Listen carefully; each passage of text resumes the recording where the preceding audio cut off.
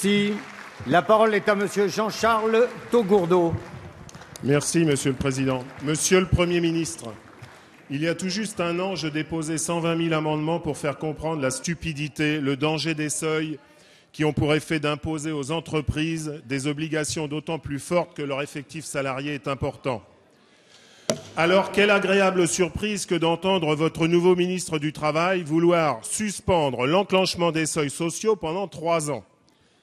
Mais quelques jours après, retournement de situation. Le premier secrétaire du Parti socialiste déclare que le parti majoritaire ne soutient pas du tout cette annonce pragmatique de votre gouvernement. Monsieur le Premier ministre, que doivent comprendre les Français? Que devons-nous comprendre? Votre politique va de renoncement en renoncement. Les Français souffrent et pendant ce temps, vous, votre gouvernement et votre majorité procédez à des combines politiciennes d'appareils. Monsieur le Premier ministre, quelle crédibilité a aujourd'hui votre gouvernement? Le lissage des seuils est une forte demande car les seuils sont de véritables freins financiers, administratifs et psychologiques pour les entreprises qui cherchent à se développer et pourraient ainsi créer des emplois. La complexité du système administratif et fiscal de notre pays coûterait 60 milliards d'euros de compétitivité par an à nos entreprises. Monsieur le Premier ministre, quel est votre état d'esprit? Allez-vous écouter le Parti socialiste ou écouter les Français? Monsieur le Premier ministre, aurez-vous enfin l'audace de travailler avec votre opposition pour libérer les entreprises? Mais au fait, en parlant de seuil, Monsieur le Premier ministre, à partir de quel seuil le Président de la République compte-t-il inverser la courbe du chômage? 5, 6, 7, 8, 9, 10 millions de chômeurs? Je vous remercie d'éclairer les Français et nous par la même occasion. La parole est à Monsieur Jean-Marie Le Guen, secrétaire d'État chargé des relations avec le Parlement. Merci, Monsieur le Président, Mesdames et Messieurs les députés.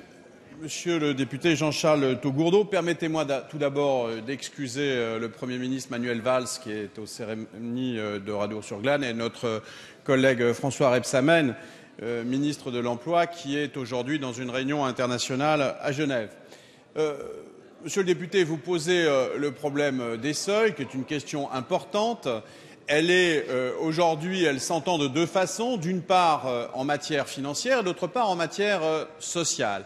En matière financière, monsieur le député, vous le savez, le pacte de responsabilité mis en œuvre par le président de la République et le Premier ministre prévoit d'éliminer aujourd'hui le surcoût de charges sociales qui existe dans les entreprises de plus de 20 salariés. Et cette mesure, qui concerne donc les seuils financiers, sera mise en œuvre dans les semaines qui viennent.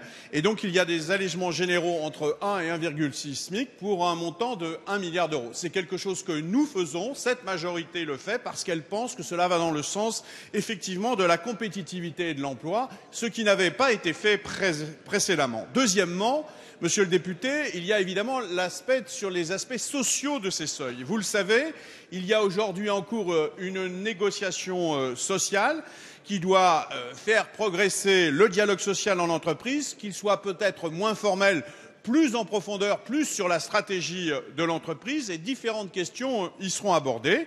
La place et le rôle des institutions représentatives du personnel, la représentation des salariés dans les très petites entreprises, la nature des informations délivrées aux représentants des salariés, le rythme et la nature des consultations. Tout ceci concernant évidemment les questions se rapportant aux différents seuils sociaux. C'est dans ce cadre que sera posée la question que vous évoluez, et nous sommes tout à fait confiants pour notre part dans la dynamique du dialogue social.